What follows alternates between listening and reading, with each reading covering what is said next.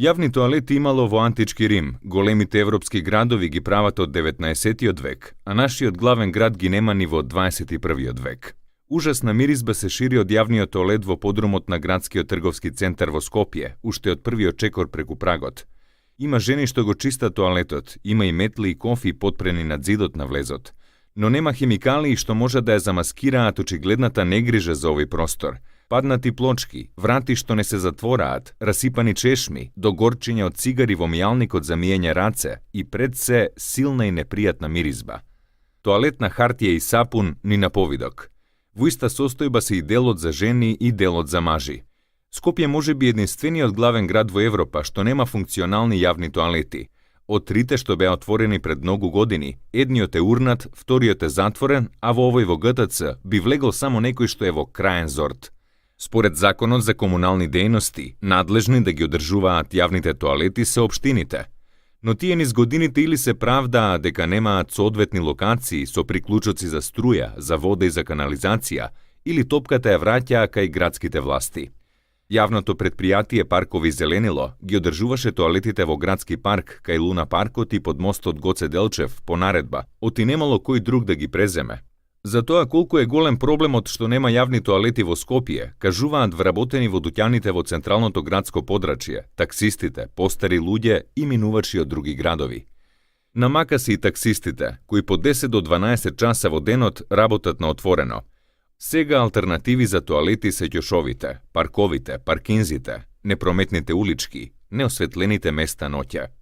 Во 2014 година, градоначалникот на град Скопје, Коце Трајановски, најави дека Скопје ќе добие модерни јавни тоалети на неколку места. Требаше да стигнат една година подоцна, односно во 2015 година. Како локации беа наведени плоштадите Македонија и Филип II, кејот на Вардар и други места во централното подрачје.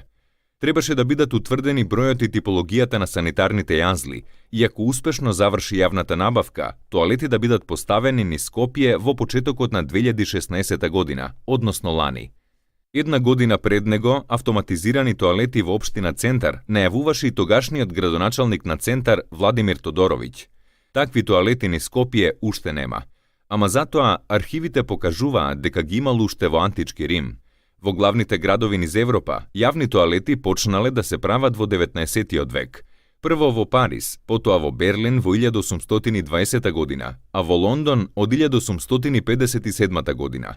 Некаде се поставени на секои 500 до 1000 метри. Има и јавни тушеви, колку се потребни на број, најмногу зависи од фреквенцијата на луѓе на тој простор. Има и стандард што вели дека на еден тоалет за мажи се прави 1,5 тоалет за жени. Кај нас некои стандарди се регулирани со одлука на град Скопје за поставување привремени објекти и урбана опрема. И додека еден град со над 600.000 жители, плюс неколку илјади што секој ден поминуваат низ него, нема ниту еден пристоен јавен клозет. Современата светска архитектура прави атракција од овие објекти, кои веќе не се само за физиолошки потреби.